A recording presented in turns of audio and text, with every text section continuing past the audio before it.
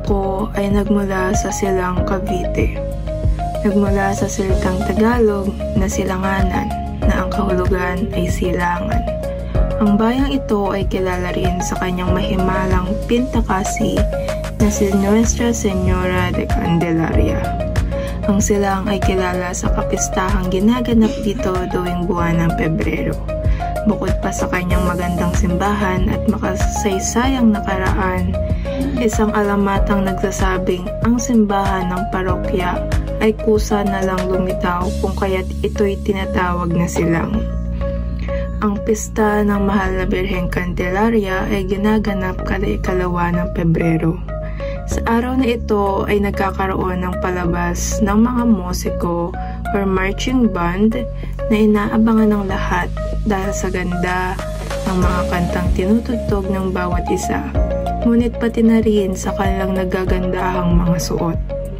Kinabukasan naman, 3 ng Pebrero, ginaganap ang Caracol Festival kung saan ang mga palahok ay nagsasayaw at naglalakad sa kalsada, dala ang imahe ng patrona, habang tinutugtog ang tradisyonal na musika. Ito ay isang pagkakataon para sa komunidad na magsama-sama, magdiwang at ipagdiwang ang kanilang kultura at pananampalataya. Mayroon ding tinatawag na Sumilang Festival, kung saan ito ay karaniwang pinagdiriwang mula 20 ng Enero hanggang 8 ng Pebrero. Layunin nitong ipagdiwang ang kapistahan ni Nuestra Señora de Candelaria, ang patrona ng bayan, at magpasalamat sa masaganang ani ng mga prutas tulad ng pinya, mais, kamote, saging, abaka, palay, asukal at produktong agrikultural.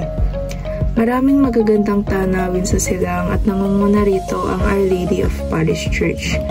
At isa ito sa mga kilalang simbahan sa lalawigan at may mahalagang papel sa kasaysayan at pananampalataya ng mga residente sa silang. Itinatag ito noong 1571 sa panahon ng pamumuno ng mga Kastila. Ang simbahan ay orihinal na ipinundar bilang isang misyon para maipakalat ang Kristyanismo sa mga katutubong Tagalog. Ang isa naman ay ang Perlas ng Silang, kung saan ito ay dinadayo ng karamihan dahil sa dami ng halaman at bulaklak na makikita rito na nagagandahan sa mga mata. Ang mga pagkain naman dito sa silang na nakasanayan ay ang mga kakanin tulad ng puto, biko, suman at iba pa. Lagi mo itong makikita sa silang na may nagtitinda lalo na sa palengke. Sa produkto naman, ang bayong at banig ay ang mga karaniwang meron ang mga tao dito dahil ginagamit ang bayong bilang lagayan ng mga prutas, gulay at iba pang bilihin.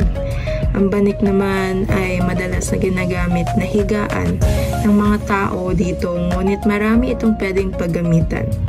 Pwede itong gamitin palamuti o paghilera. Ayun lamang po sa ngayon at salamat sa pakikinig.